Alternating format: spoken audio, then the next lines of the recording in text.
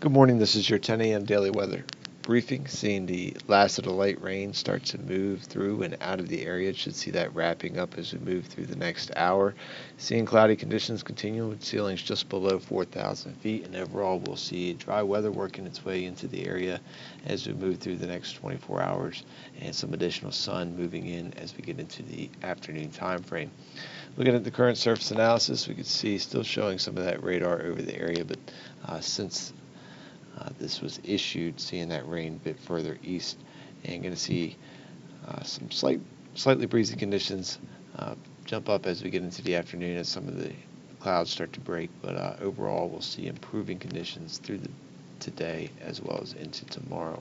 If we take a look at the current visible satellite and composite radar, we can see still some light reflectivity just west of Wallops. We'll see that moving through again over the next hour, and then behind that we'll see a clearing in the reflectivity as well as some breaks in the clouds as we move into the afternoon. We're looking at the high resolution model for what we can expect as we move through the day today, again showing that same picture with that rain coming to an end over the next hour or so, and then dry conditions building into the area. As mentioned, could see a slight breeze as we get into the afternoon, maybe briefly calling for a wind advisory, but generally looking like we'll stay mainly below that with those gusts in the low 20s. Dry conditions continue as we move through the overnight time frame. Could see a brief period of some mostly cloudy skies before conditions become mostly sunny as we get into the start of the day on Wednesday, with nice conditions prevailing. We'll see some weak low pressure developing off to our northeast. May briefly tighten the pressure gradient for the morning hours of Wednesday, so slightly breezy to start today. Then we'll see high pressure building in that will start to reduce those winds and that pressure gradient moving into the evening and overnight time frame. We'll see clouds on the increase as we move through the overnight into the day on Thursday, with another disturbance moving into the area. We'll have the possibility of bringing some light rain potentially into the area as we move into Thursday. Mainly looks to be a possibility during the morning time frame.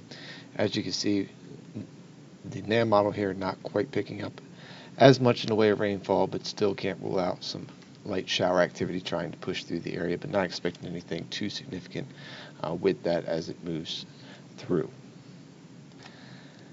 We zoom out here looking at the longer term forecast, looking at the European model here, we'll see that disturbance moves through and out of the area late Friday before a more significant disturbance moves into the area, particularly late Friday and into the overnight time frame. Right now it does look like good agreement that we'll see rain showers across the southern portion of the peninsula.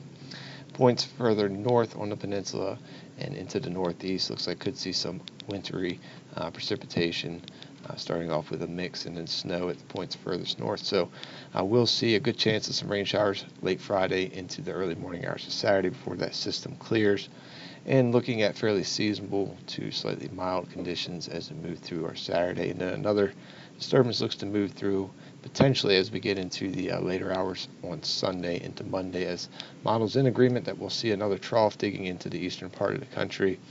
But how much shower activity along that front is quite a difference with the modeling here. The European does show quite a bit of rain shower activity moving through late Sunday into early Monday.